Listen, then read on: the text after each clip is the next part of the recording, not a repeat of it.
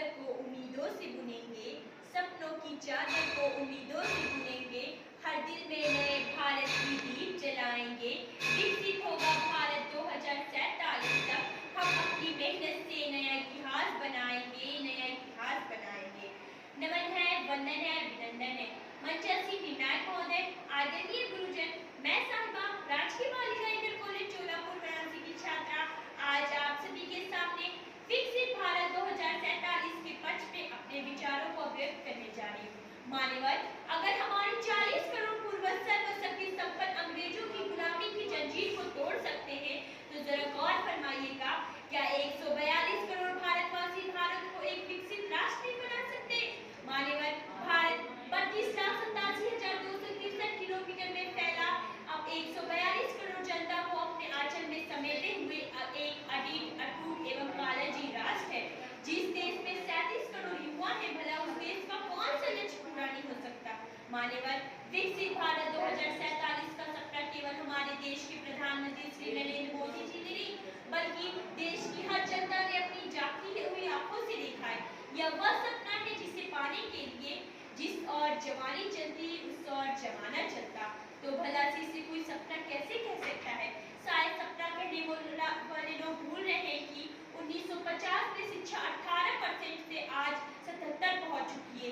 देश का जीडीपी जो 30 लाख करोड़ था, वो आज 147 लाख करोड़ में बदल चुका है।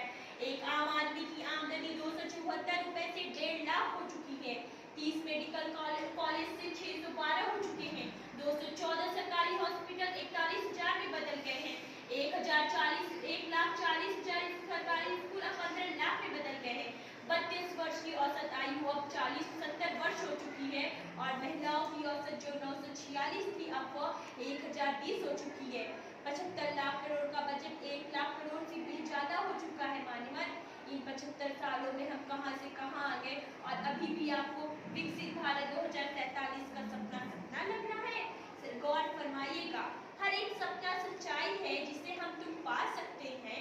हर एक सपना सच्चाई है जिसे हम तुम पा सकते हैं। दूर से क्यों आह भरे हम हाथ बढ़ा छू सकते हैं। आज खगोल से भूगोल तक हमारे देश का परचम लहरा रहा है। हम एक ऐसे आत्मनिर्भर भारत से संकलित हैं जहां नई शिक्षा नीति एवं नवाचार सुखद के आगाज से कॉटन, भास्कर, रमन एवं कलाम जैसे वैज्ञानिक, विवेकानंद जैसे दार्शनिक, टैगोर जैसे कवि है। और इतिहास गवाह है कि हमने असंभव को भी संभव किया है। हमारे देश का हर एक कोना अत्याधुनिक सुविधाओं से लैस है। हम कार्बन न्यूट्रल की दिशा में आगे बढ़ते जा रहे हैं। प्रधानमंत्री जी की पंचप्रण इस दिशा में मील का पत्थर साबित हो रहा है, जिसमें इन्होंने 25 वर्ष की यात्रा को, आने वाले यात्रा को अमृतकाल घोषित कर लिया है और भारतवासियों से, सभी भारतवासियों से पंचप्रण की ओर जागरूक होने का आह्वान किया है।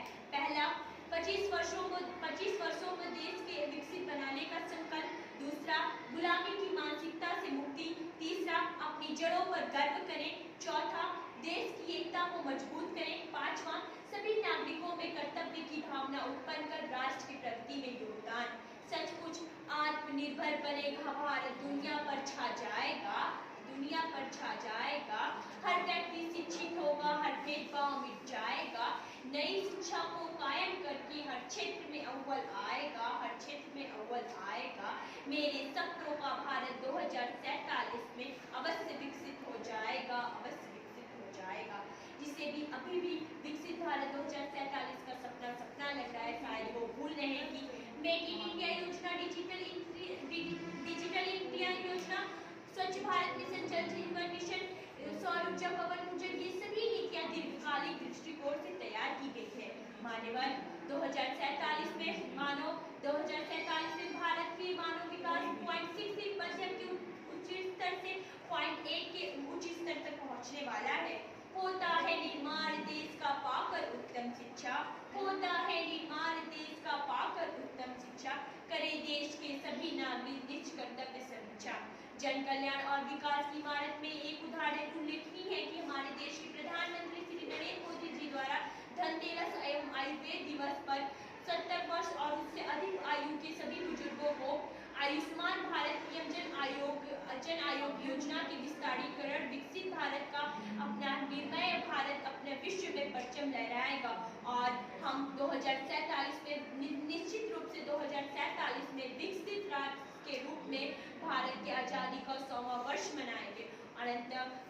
वाद प्रतियोगिता के समय सीमा को सम्मान करते हुए बस मैं इतना कहना चाहूंगी, जो रुका नहीं जो झुका नहीं वो भारत वीर महान है। जो रुका नहीं जो झुका नहीं वो भारत वीर महान है। ये 2047 का स्वप्न नहीं, ये आजादी का सम्मान है। विश्व गुरु की ध्वजा आज लहरा रहा है चंद्रयान, विश्व गुरु की ध्वजा आज लहरा रहा है चंद्रयान।